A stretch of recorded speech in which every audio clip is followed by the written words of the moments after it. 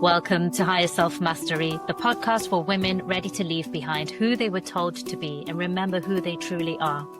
I'm your host, Dami Schumacher. This is your space to come home to yourself, to honor the inner pull for more truth and more depth, and more meaning as you enter a new chapter of your life. Together, we're reframing midlife crisis into the midlife magic that it actually is, because this is your rebirth. Through soulful conversations and spiritual tools, you'll reconnect to your truth and reclaim your voice and live the life that your soul came here for. So let's begin. Hello and welcome back to another episode. Today we're going to be talking about living in rhythm with your cycles and how this can affect your mental, physical, emotional well-being. And once we start to acquire a greater understanding of these different seasons and rhythms and cycles, how we can move through our life with greater ease and grace.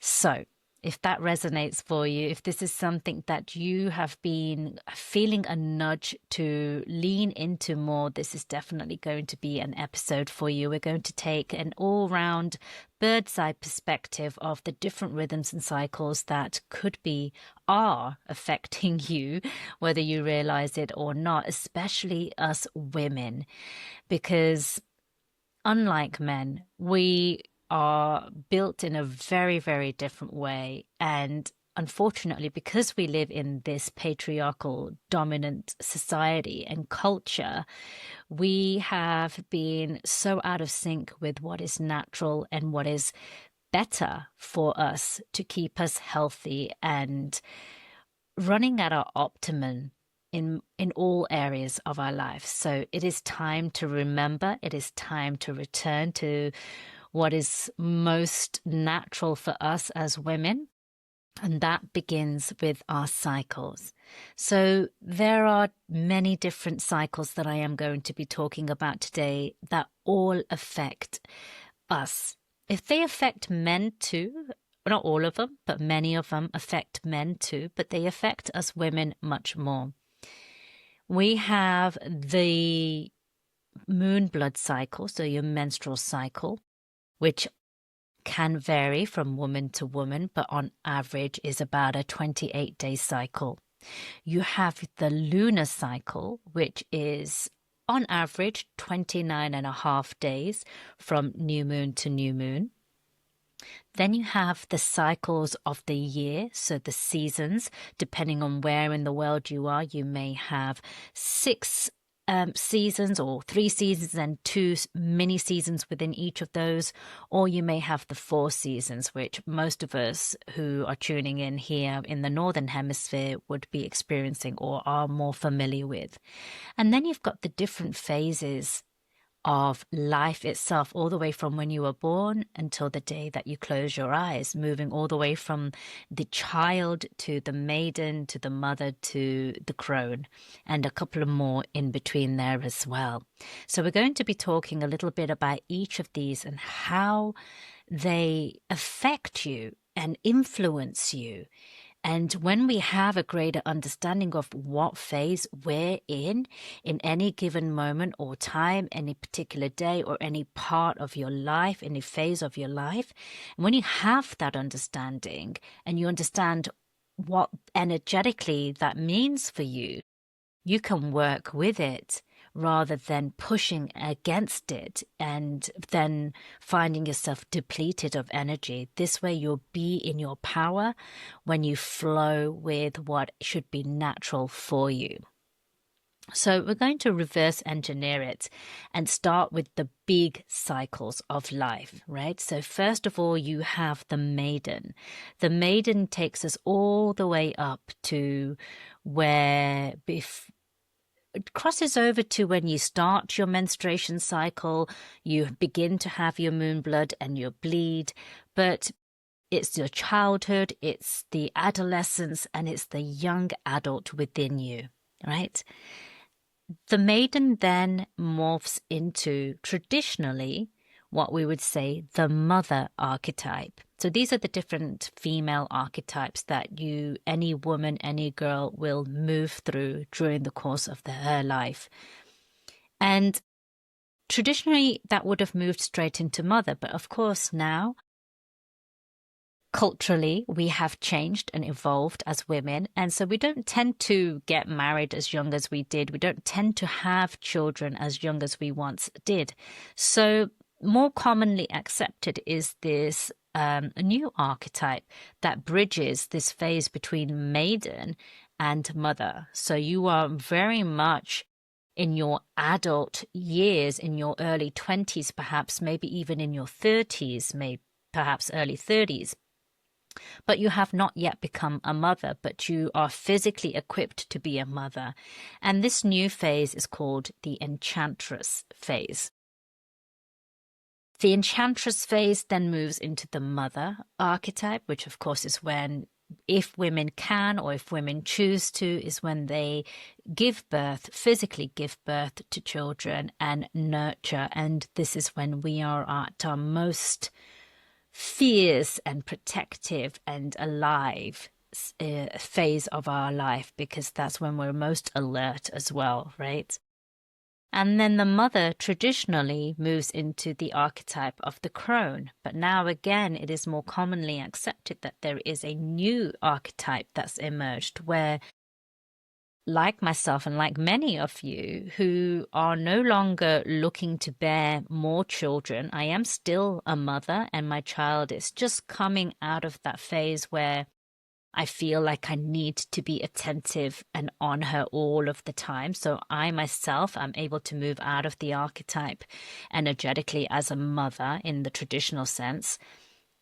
But I'm not yet a crone either, because I'm in that perimenopausal phase. So for those of us women who are in this in-between phase of mother and crone, whether you actually physically had children or not, but gauged also just on your blood moon cycle, this is also now commonly known as the mage or the wild woman as well. So those are the different phases of that we women will move through the course of our life at any given moment, right? So we could be in any one of those phases. And I would take a guess that most of you who are tuned in here are either just towards the end of your mother phase, in this mage phase, or in your crone phase.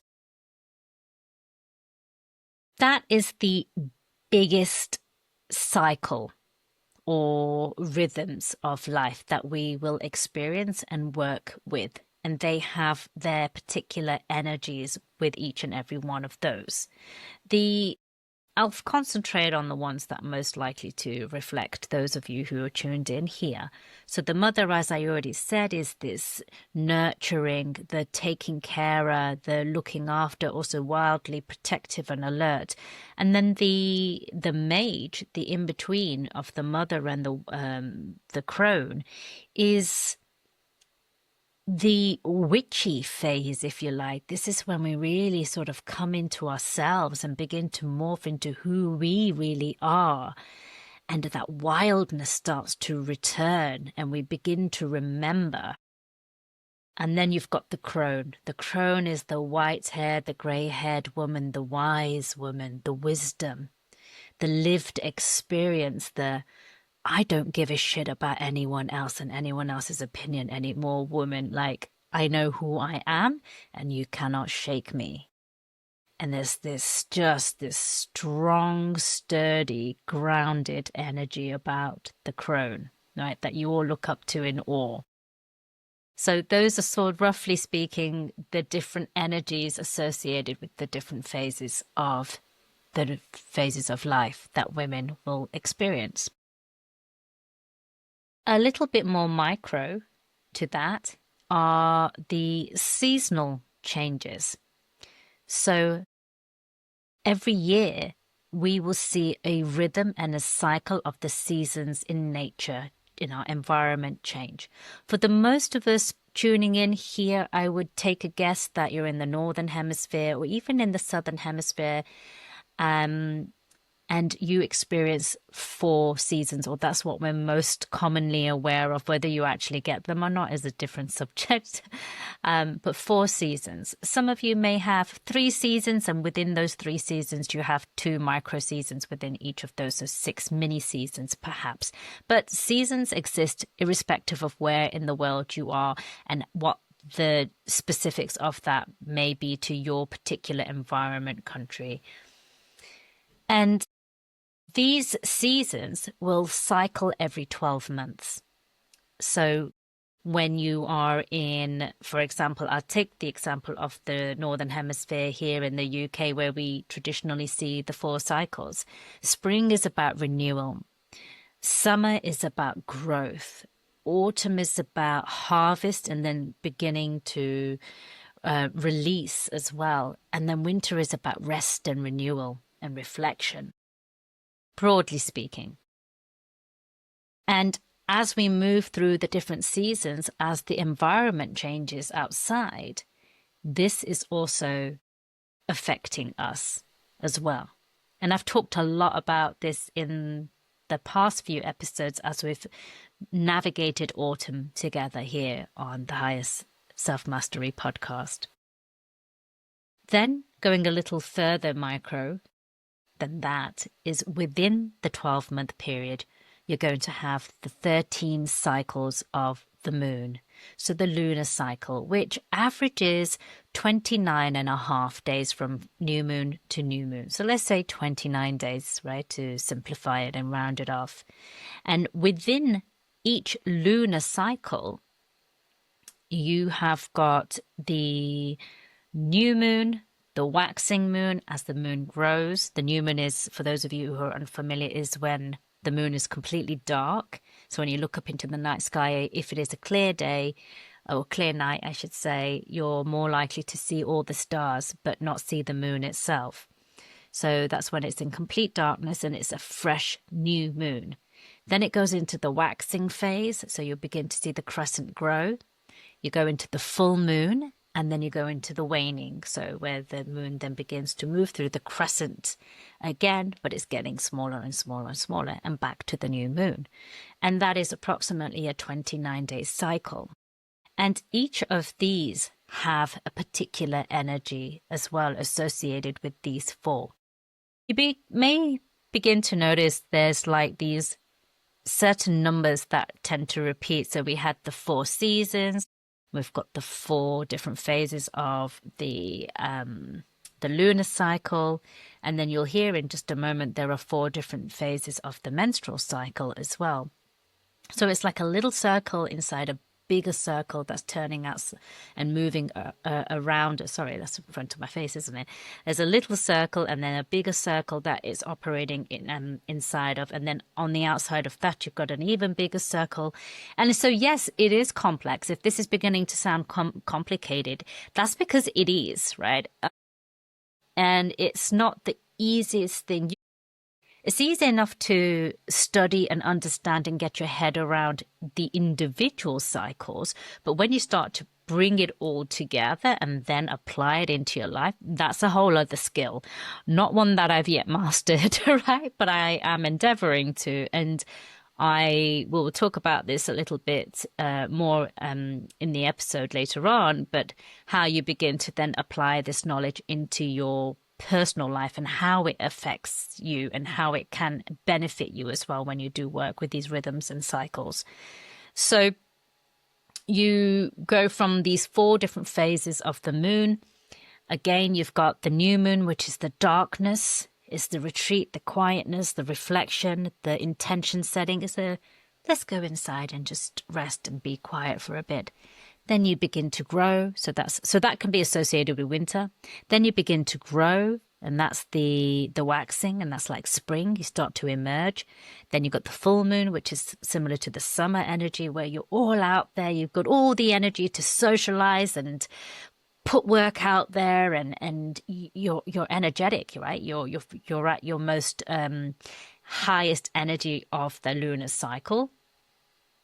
And then you've got the waning, which is where you're slowly starting to just release and let go and slowly begin to turn inwards again. Okay? Then let's go micro one more time, and that is to then bring it into the 28-day cycle approximately of your own body. So similar to the rhythms of the moon in terms of the duration, the lunar cycle is 29 days or 29 and a half.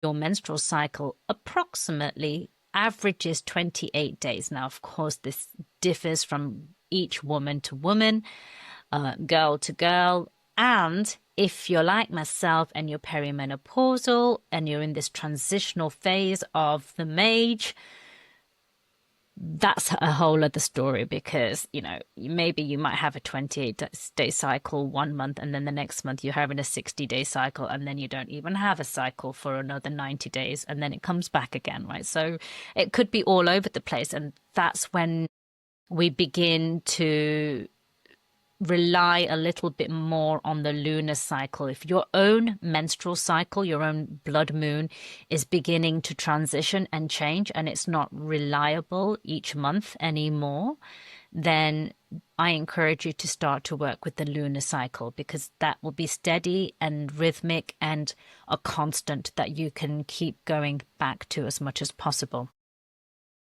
And so within your own blood moon cycle, I've already alluded to this, your day one of your menstruation, so your first bleed, this is associated with the dark moon, the winter season, the crone archetype. So this is where we turn inside, we reflect, we get quiet, we rest, and we draw on the wisdom of the crone, the all-knowing, all-seeing, lived experiences of our ancestors. Then the next phase of your blood moon is the follicular phase. I hope I say these words correctly. If I don't, I apologize. And this is between days 6 to 14. And this is the phase that's associated with the waxing moon, so spring, and the archetype of the maiden. So it's young, it's fresh, it's outwards, it's buoyant, and it's this new energy of enthusiasm and life that you're putting out there, this growing phase. And then you have the ovulation. So the ovulation is when we are most likely to be our happiest, in our fullest energy. And this is associated with the full moon, naturally, and the summer season, and the archetype of the mother, where we are really able to take all of that energy that we've nurtured within ourselves during that rest and renewal, during the time that we've menstruated, if we're following our seasons and our cycles, and be able to put that energy outwards as mothers do and nurture and take care of the people around us, our loved ones. That's where you might find yourself like acting like the little mother hen and clucking around and, maybe getting, what's the word I'm looking for? Nesting a little bit more around the house, perhaps, as well, right? Or fussing over the people that you love, whether it's your partner or your children. It's quite possible when that comes up for you naturally that you are in your ovulation phase. So you're ready to put all of that energy that you have out into the world. And then finally, after the ovulation phase, you have the luteal. So this is from like days 21 to the end, so back to the 28-day period. And this is the waning moon. So it's associated with autumn and that wild woman and the mage within us, right? So we're again go into that sort of more witchy phase. We begin to retreat, we let go of things, we're very intuitive, and all of those sort of, I almost want to do a wild woman howl when I think of it, like it's the magic comes alive in you during this phase of who we are, the magic that we as women naturally have within us, the part that in history have been called and labeled witches and burnt at the stake. This is the natural, intuitive time for us during that final phase of our blood moon cycle. So those are the different cycles that I'm talking about, right?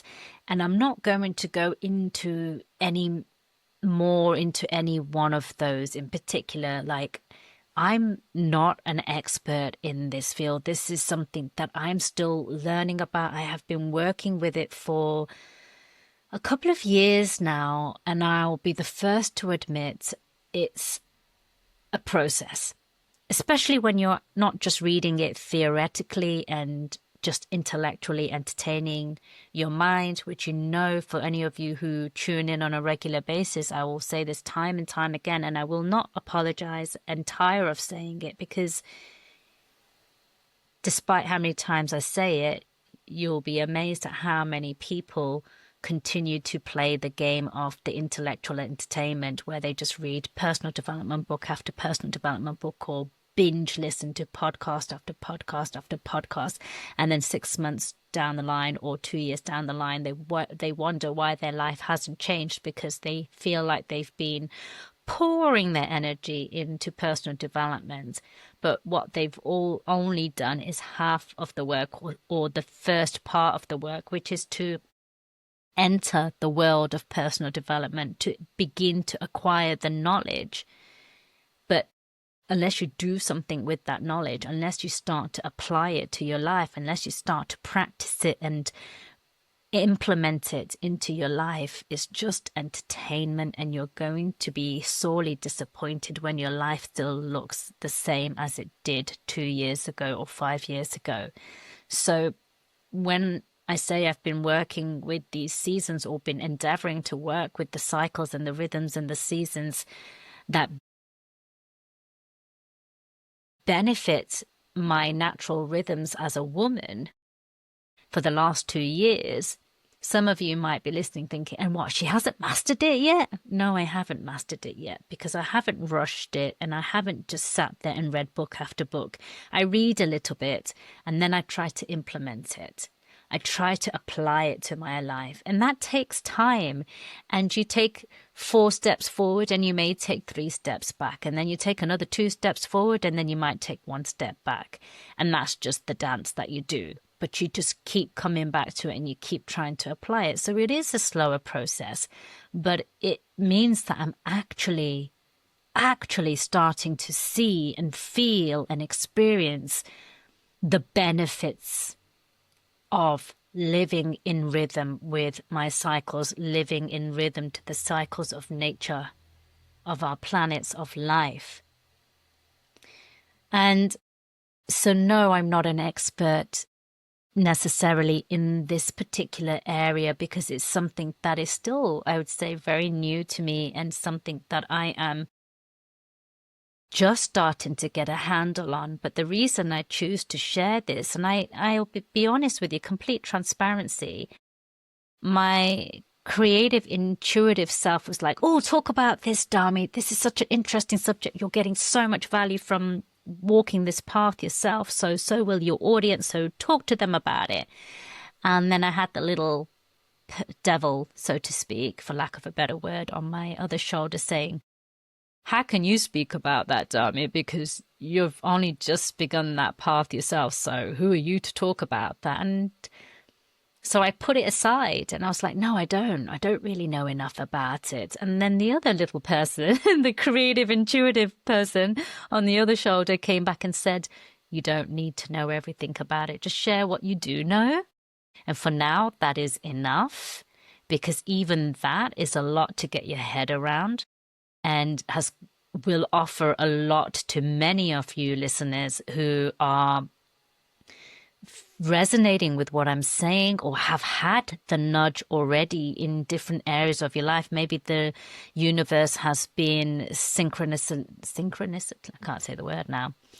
Let's think of a better word, a different word, shall I say? The universe has been putting little signs and signals in, dotting them around in your life, in different areas of your life, and nudging you to learn a little bit more about this. And honestly, as I said, it's if you do it in a way so that it actually becomes a part of your life, a way of living, even the information I'm sharing with you right now will keep you busy for a long time, right? So I am hoping at some point in the future, not too far future, hopefully, to get a guest expert to come on and speak about this.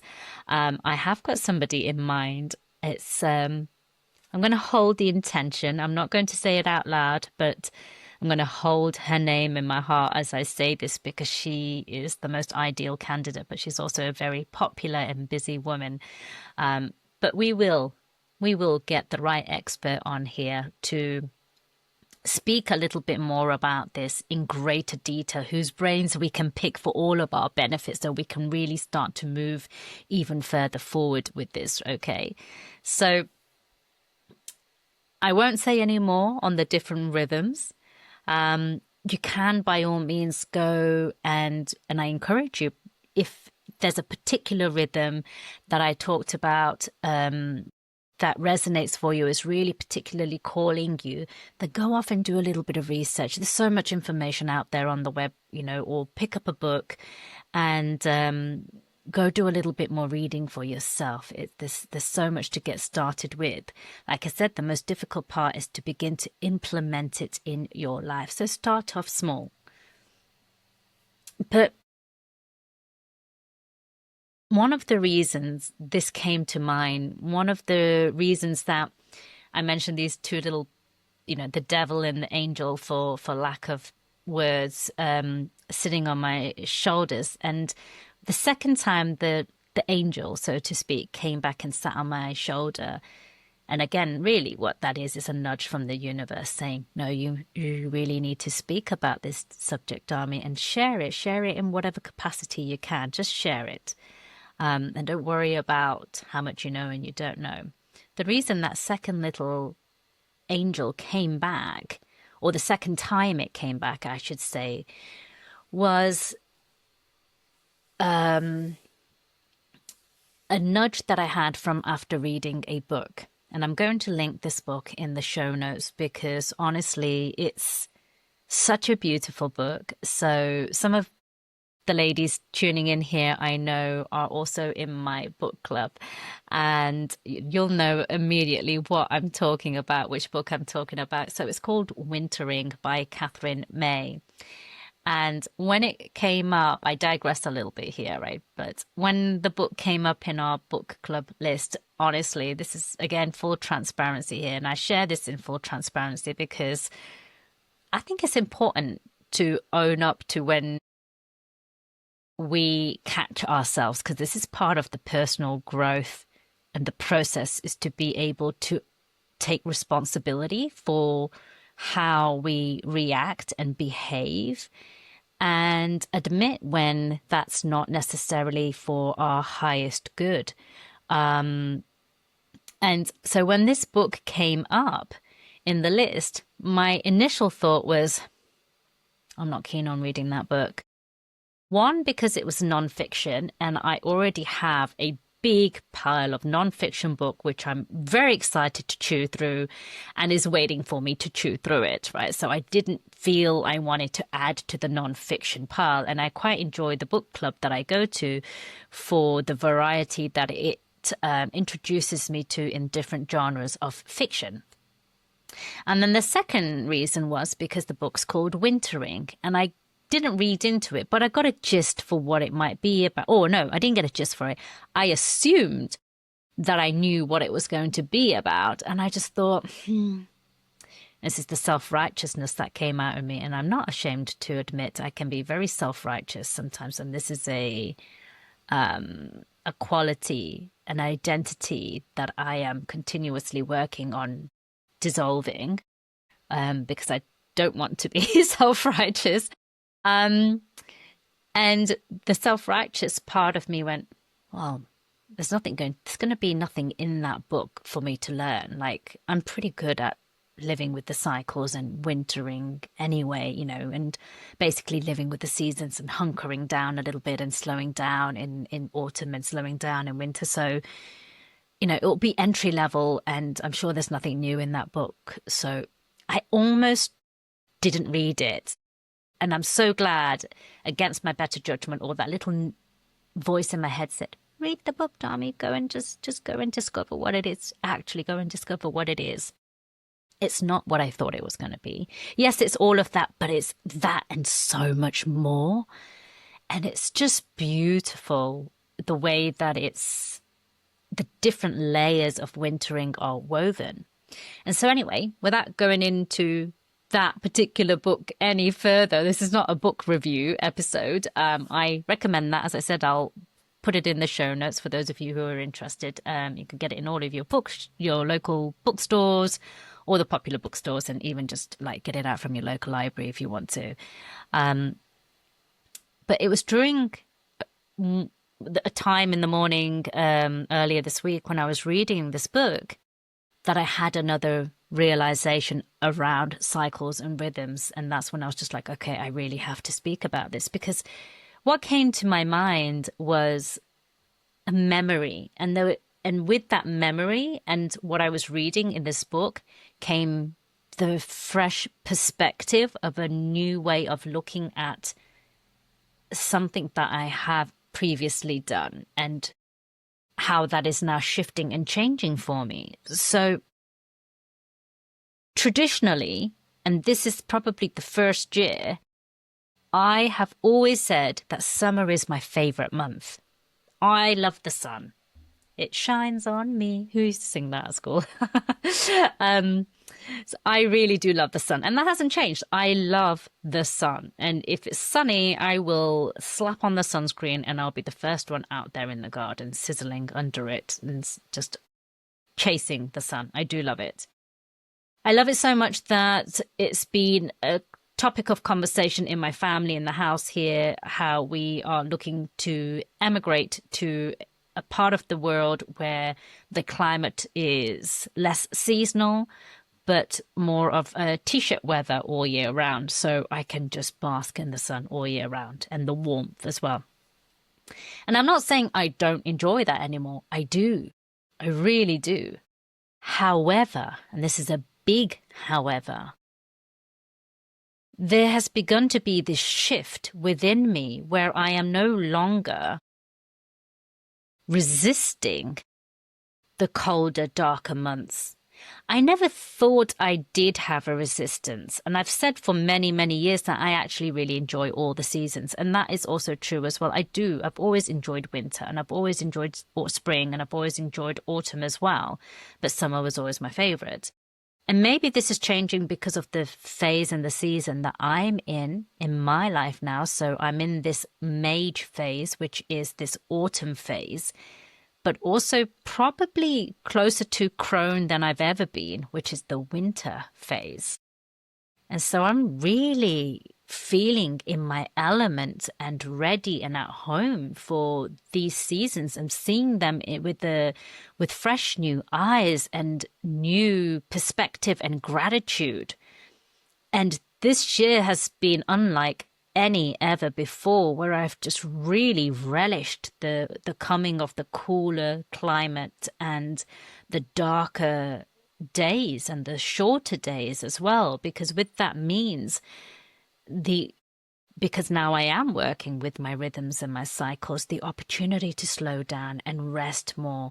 And those quiet moments in either early in the night or late in the evening, when the world just starts to slow down a bit more, a bit earlier, right? Whereas in summer, I feel like even if I wake up really, really early, because the sun's also out as well, I almost kind of feel like, let's get up and go. Let's go walk the dog really early, or go for that early morning walk, or go do some exercise or something. Like, it's still this get up and go energy. Whereas now, and this just fits better for my particular phase of where I am in my 45 years of my life, that I can just say, I can just sit down with my book, and I can sit down with my journal and a nice cup of cacao, and just sit with the candles and the incense, and just quietly be without feeling the need to get out there and do things or tick things off my to-do list. And When I was much younger as well, maybe in my teenage years, early 20s, I would have said that I suffered a little bit of SAD. Not not majorly. I didn't ever get to the point where I felt I needed any kind of external intervention to support me and help me, but I definitely noticed a shift in my mood and my energy. Now, of course, there could be so many reasons for this, and I can't go back in a time machine to say what my hormone levels were like when I was in my 20s. Where was I getting enough vitamin D? I don't know. I couldn't tell you. So it could have been a whole range of factors that was influencing this.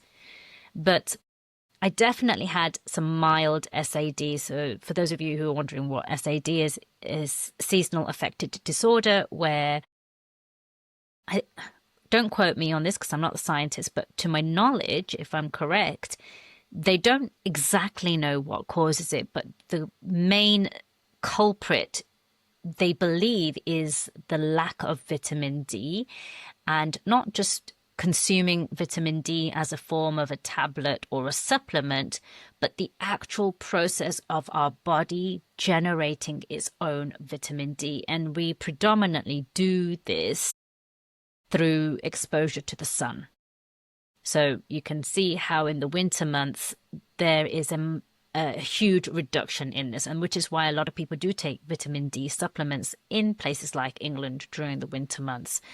But now there's some evidence and research out there that I've read and seen secondhand.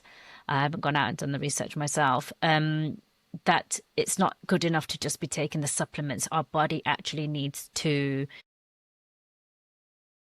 process it and create it itself. So it's the exposures, it's the light exposure that we need, or the exposure and the consumption of certain fatty, fishy oils and things like that, which also help.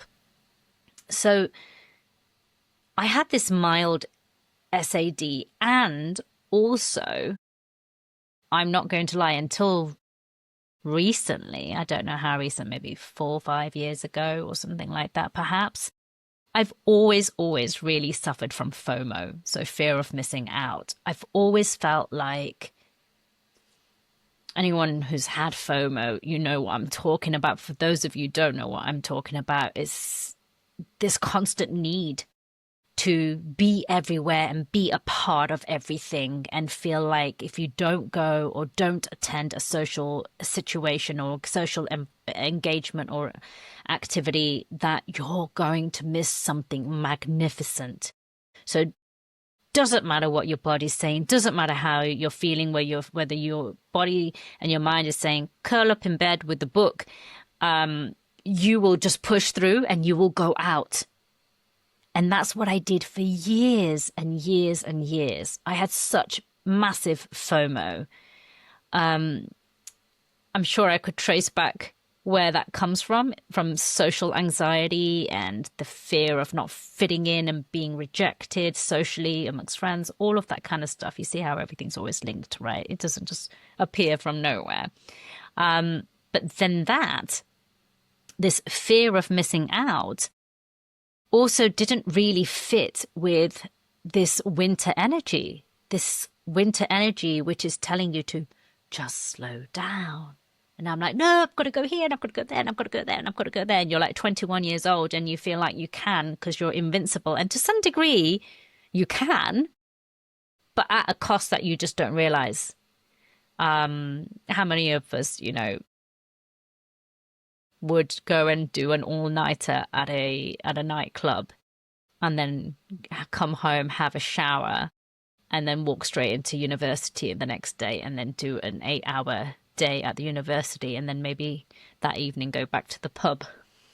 The thought of that right now just horrifies me, but I'm sure many of you listening are nodding along and like, oh my gosh, yeah, totally, we did that. And there's a different energy. Again, there's that maiden energy, the spring energy, where you just can.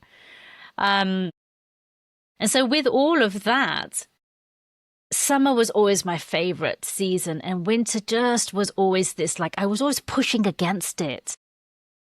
And it didn't fit in with my plans, right, of going out and doing things, and this natural, the nature telling me slow down, and I'm like, I'm not slowing down for anyone or anything. And there's also this slight resistance because of the mood, the SAD that would come in as well. So that would also give me some resistance to the changing of the seasons from summer into the colder, darker months. But now I'm starting to see, because yes, maybe the phase that I'm in my life as a mage, but also because I now honor my rhythms and my cycles. I have that awareness, and I truly believe this is the main reason too. Because I have that awareness and I'm trying to work with it, and it is a conscious effort. It doesn't come easily. It doesn't come automatically. Every time I put something in my calendar, and I'm talking about the current status of my mind and my journey right now, like every week when I put something in my calendar, I'm having to check back in, take a step back and say, really, Dami, is it a priority? Is it important enough to take up space during your wintering months? Does it need to stay? Do you want it to really stay? Or can you just let that one go, or shelf it for spring, maybe? And so it is a work in practice, but I'm really, really working and honoring this slowing down of the seasons. And I kid you not, I am enjoying these slower, quieter, darker days more than I've ever enjoyed them before in my life. There is no SAD, there is no FOMO, and I'm just relishing in it and going deeper and deeper and deeper into it. And I look forward to see where that leads me. And this time next year, I'll probably be so far deep into it. I may not even be doing a podcast in the winter season, just because I've shut myself away like a little dormouse, right?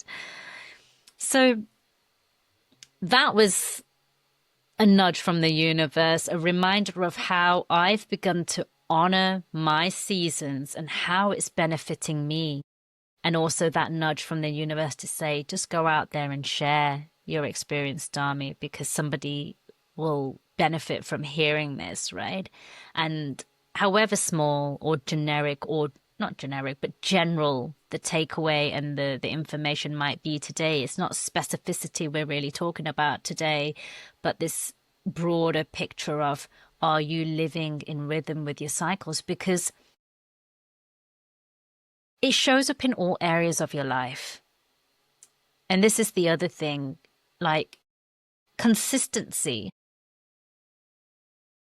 Whatever area of your life we're talking about, whether that's your business, your personal development, your health goals, whatever, consistency is important.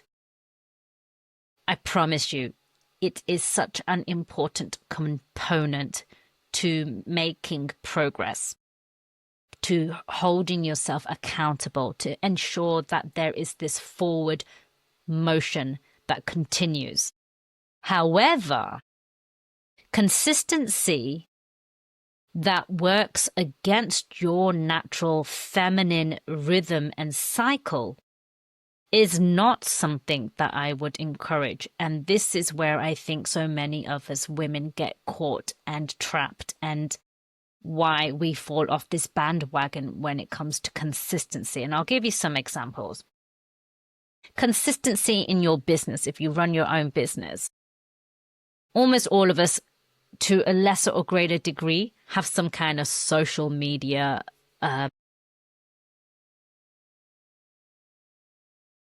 presence is the word I'm looking for, isn't it? Social media presence, right? And you hear it all the time. Be consistent, be consistent, be consistent. Make sure you're posting 3 times a week, 5 times a week, 3 times a day, whatever platform you're on and whatever information strategy you've been fed. And then you have other strategies around maybe launches or products that you have, and you need to stay consistent.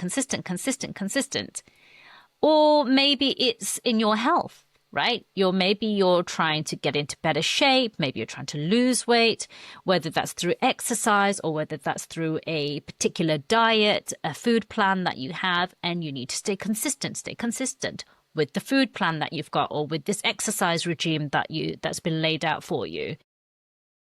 But let me ask you this.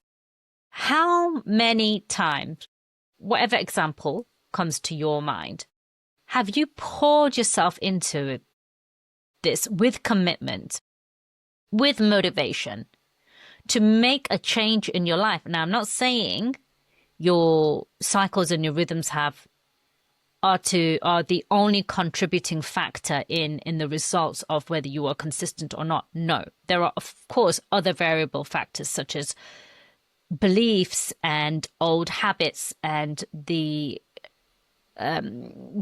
need to build new neuro pathways to develop those new habits that we're trying to lean into, a new identity that we're trying to bring into our life for ourselves. But yes, rhythms and cycles do have a part to play.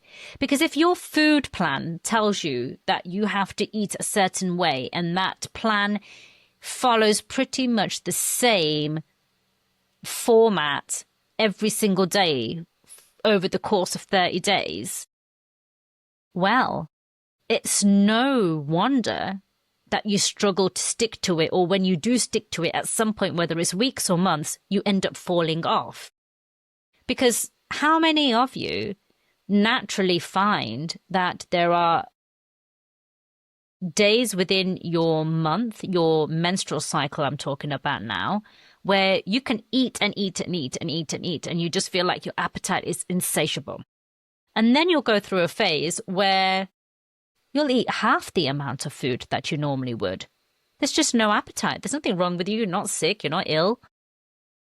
You're enjoying the food, but you just don't need it or feel the urge for it. This is because of the different hormones in your body.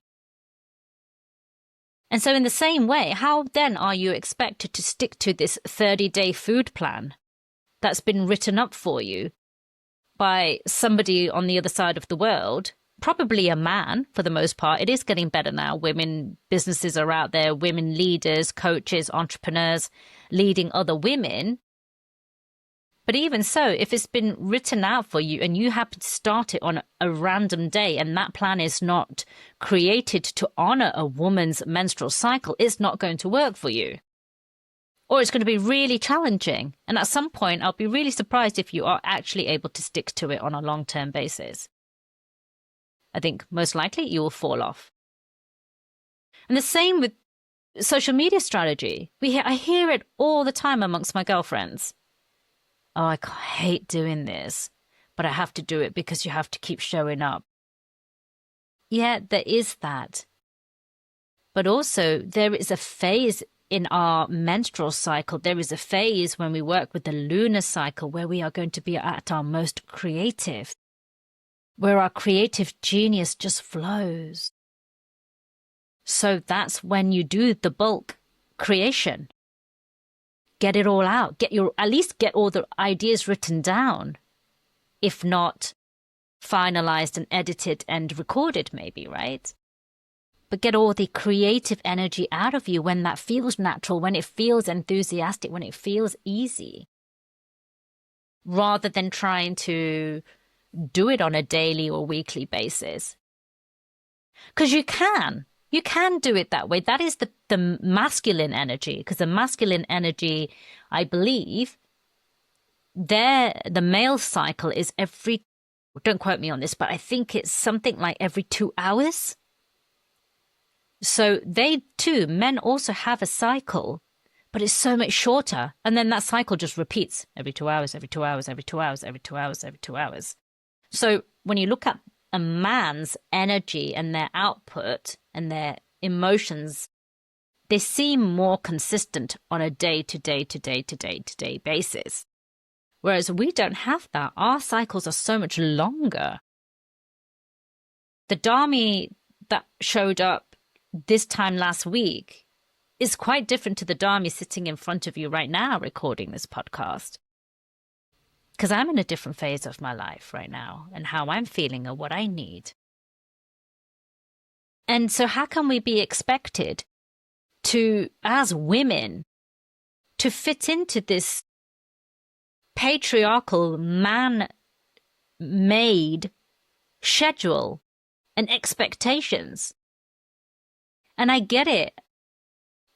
This is the work that we are undoing. We are undoing together this unnatural way of trying to show up in this world, to show up in life for ourselves and for others as a man, because we are not men.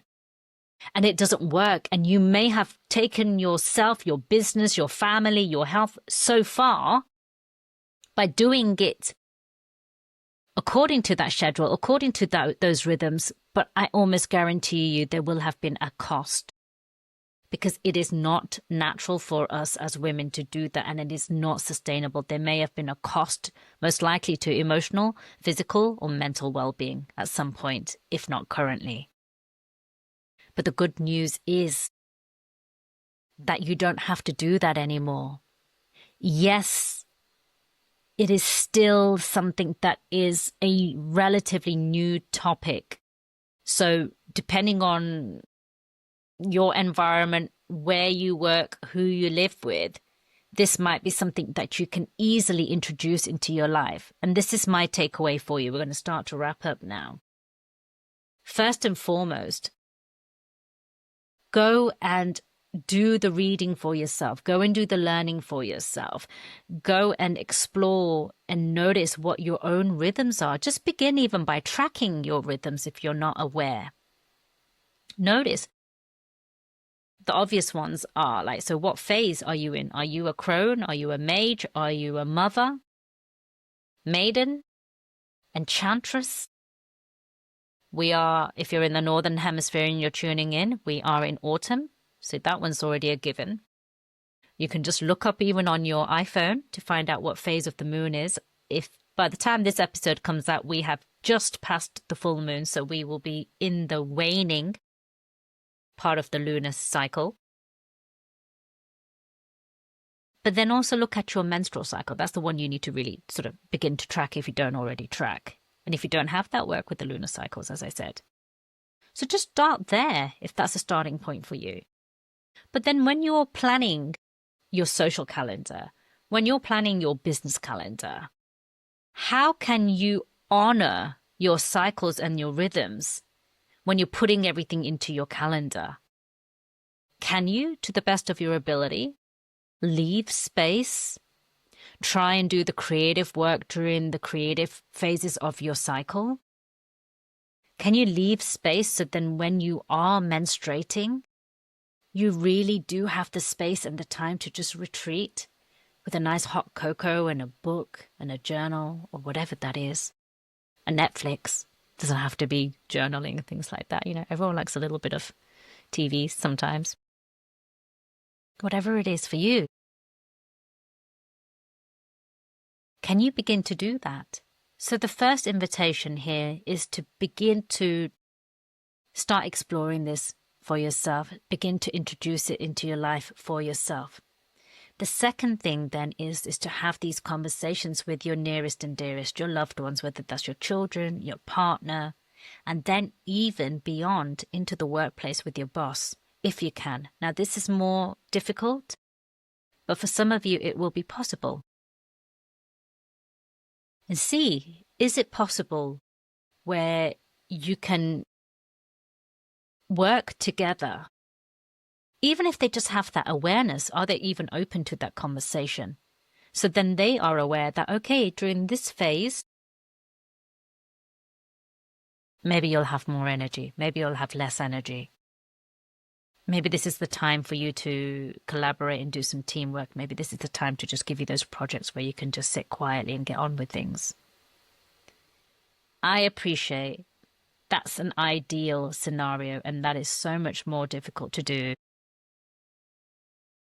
and so much easier to say. But yes, I am talking about the optimum outcomes here. And the good news here is that even though this is something that is still relatively new. The knowledge and the awareness around women honoring their cycles, learning about their cycles, and understanding that we, at a fundamental core level, operate and are built in a very, very different way to men, that is no less equal, no less powerful, equally wonderful, and what's the word I'm looking for? Not efficient. I don't know. I can't think. But to be able to get the most out of ourselves, to get the most out of a woman, is to allow a woman to honor her cycle and her seasons. Then she's unstoppable. And she's powerful, not just for herself, but for her family, her children, her work colleagues. Like, you're really optimizing that individual because you're no longer trying to force her to fit a blueprint that was never made for her, which ultimately just leads to, which comes from a forced energy, a pressurized energy. If you can hear that outside, I'm so sorry. I think they're cutting the hedge next door. Which only leads to burnout, frustration, sickness, resentment, sadness, depression. And that's not beneficial to anybody. Even you as employers, if you're listening in and you are a manager or an owner of a company and you have employees, please take some of this on board and see how you can ripple this out into your company structure. Because it's not going to be a hindrance in the long term. You'll get the most out of your employees by honoring their rhythms and giving them the space and the rhythm to do things in a different way to this masculine pattern that we've all been conditioned into working towards and have done for so long. And let's just be honest, it's exhausting and nobody wants to do it anymore. Women don't want to do it anymore. I don't want to do it anymore. So yes, it will change. Yes, the conversations are becoming more and more readily available, but yes, it is also still new and it is still emerging. But be one of those individuals who leads and opens up these conversations if you can.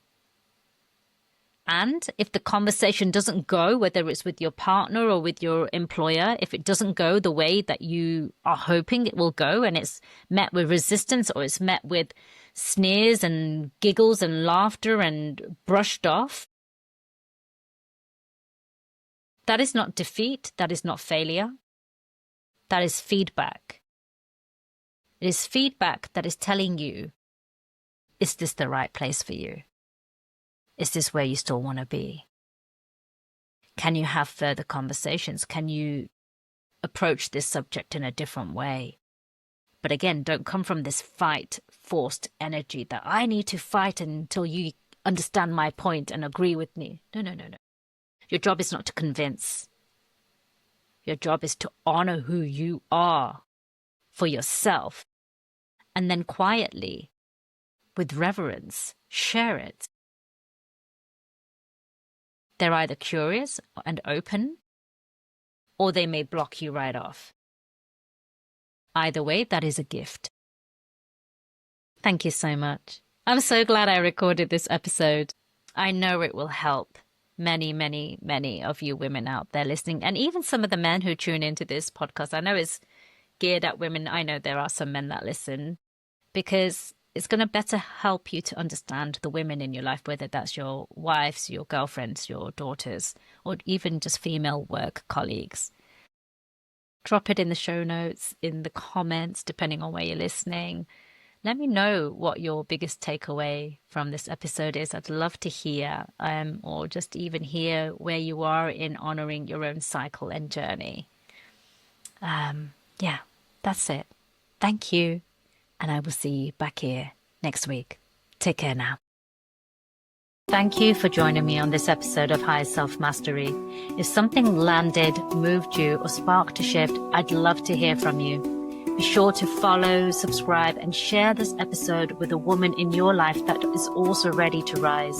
And if you found value in today's conversation, please take a moment to rate and review this podcast, especially in these early days. It really helps others to find this work too. If you're craving deeper support and sisterhood, join my mailing list using the link below, where you'll be the first to receive free meditations, learn about up-and-coming retreats, and other ways that we can work together. Until next time, honor your truth and trust in the timing of your becoming.